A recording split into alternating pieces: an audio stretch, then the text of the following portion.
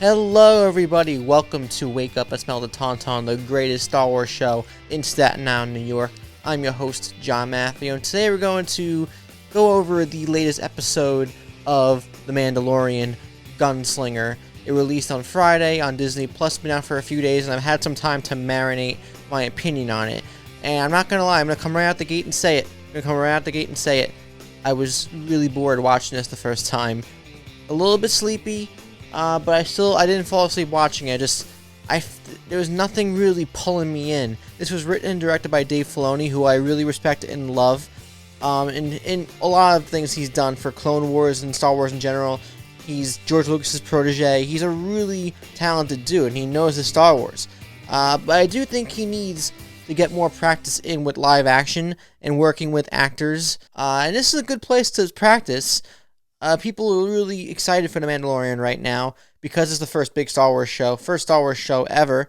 It's live action, and it's been really good so far. And I think this is the first episode where I really just fell off from what was happening because we've been getting this like kind of Monster of the Week formula where it's Mandalorian and Baby Yoda going from place to place, meeting new characters and solving one big issue and then moving on to the next place.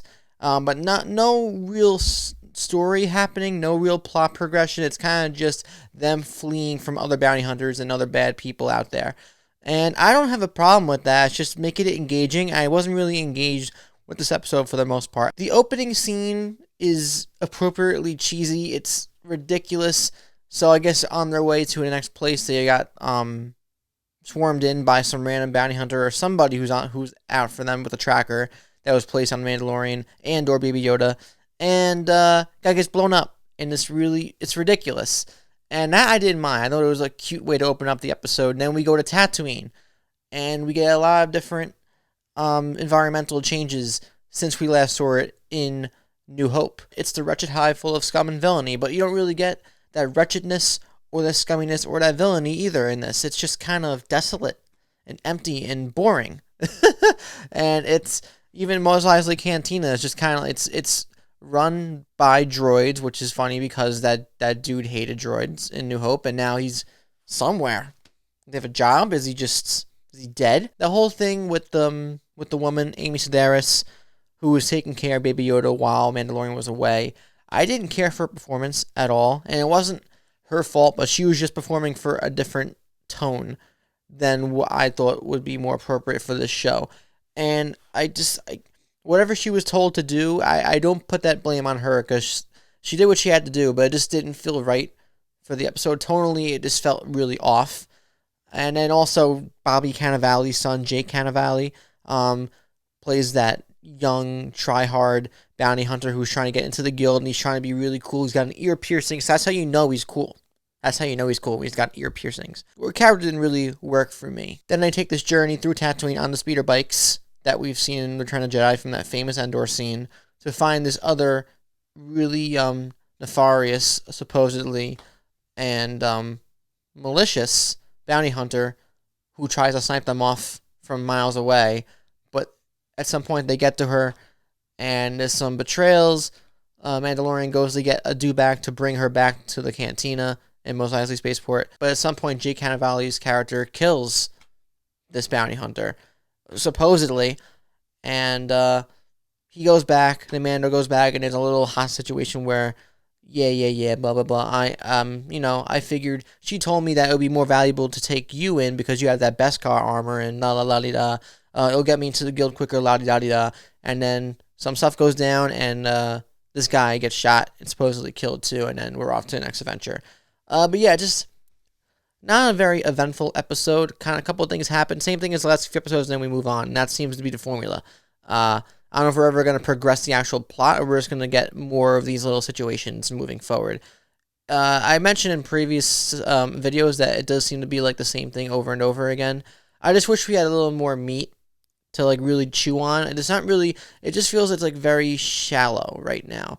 There are implications that they're insinuating at, and big world building moments that could mean a lot, but we're just kind of getting this small story. It's not really going anywhere.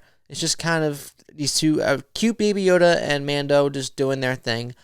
I did watch the episode again in the middle of the afternoon. The rewatchability factor plays a lot into movies and TV. There have been a lot of movies out there. I've told you guys before. I've said it plenty of times to plenty of people that I've seen a movie and I've watched it again and I've had differing opinion on it. I've loved a movie, revisited it, and I was kind of like, it's not as great as I remember. Or I watched a movie that I thought was bad, and I look back on it, watch it again a couple times, I'd be like, actually see more in these. I feel that way with the prequels, where I still don't like the majority of Phantom Menace or Attack of the Clones, but I used to like maliciously despise them as movies, but now I kind of, maybe because I'm older and it's just, I don't have time to be negative. Putting out more negativity just doesn't do anything good for us. But I do find a lot more optimism in these movies than I used to. And I don't enjoy watching those first two movies, but I still find things in them to enjoy. And with this, now knowing the entire episode and knowing these characters that we were introduced to, watching the episode again, it wasn't as bad the second time around. The pace is fine. It moves. Again, it's not really eventful. It's really uneventful for the most part. And it is very tame, but the characters aren't as bad or as egregious as I remember the first time watching. The woman at the spaceport at the docking bay, she's kind of going for a dramatic theater Broadway thing. Maybe if she toned it down a little bit, but it wasn't as annoying as it was when I first watched it. I'm like, what? The first time I watched it, it kind of blew me away by how obnoxious her acting was. And even like just getting from scene to scene wasn't as bad. And the opening scene I think is the best part. That opening little stupid thing with him shooting down that guy and it blowing up and the music swells as the ship blows up, and then you see the Razor Crest just kind of move into the explosion onto Tatooine. That actually was a lot of fun. It's a lot of fun to me, but it's like literally 2 minutes, not even. But yeah, in terms of ranking the episodes and how I feel about each of them so far, I think this is the weakest of the 5 so far. I put last week's episode above this one, even though I wasn't a fan of last week's episode as much either, because we got to learn more about the Mandalorian and see more vulnerability in him, and I think we learned we learned some interesting things about Mando in the last episode involving the helmet and his childhood and how he feels about Baby Yoda and how he wants Baby Yoda to live a really, like a tranquil, nice, normal life, but he can't because of the situation that he's in, being this targeted asset. This episode has Tatooine. I love the location in Tatooine, but the actual events taking place within Tatooine just didn't do it for me, unfortunately. Yeah, I'm gonna take this dude back through Tatooine and find a bounty hunter for me. I got the dude back in the bag. Ain't no Mando, tell me nothing. We are left with somewhat a cliffhanger leaving this episode. Not sure what it really means yet. It's very, very vague. But we go back to the supposedly deceased body of this bounty hunter that was shot down by Jake Cannavale's character earlier during nighttime, and it's a low camera shot, and we see footsteps approaching her body, and then it cuts away, and people are speculating, who is it? Is it Giancarlo Esposito's character? Is it Boba Fett? I don't think it's Boba Fett, because I think it would distract from the story we're telling with Baby Yoda and Mando. I think it would be such a big thing to bring into this little show. Little in the sense that it's not involving the entire galaxy. Boba Fett was such a big character in the original trilogy, even though he didn't really have much to do, but he just developed this big fan base over the course of Empire Strikes Back and Return of the Jedi, and being in that parade in 1978 it was, and that's when he first came to be. But anyway, I just think it would distract from the main story being told, even though there's not much of a story being told, in my opinion, yet, and it's just kind of been, this small little adventure that's fun and all. But I just think if they're going to introduce somebody like Boba Fett again, first of all, they got to explain the way out of him coming out of the Sarlacc pit, if that even is possible, and what's he doing around. Why is he still on Tatooine? How long has it been since he's been out? All these questions you have to address in a way, organically, without distracting from Mandalorian's character and Baby Yoda and what they're doing. People keep mentioning it can't be somebody we've seen in the trailers already, because why would you hide that? But you got to keep in mind, too, they probably made these trailers coinciding with editing the actual footage. They shot this footage a while ago. I am in the mind that it's probably somebody that's involved with Mando, probably like Giancarlo Esposito. I don't think it's Boba Fett. I don't think it's a main trilogy character or somebody that we'd recognize. I think it's somebody new.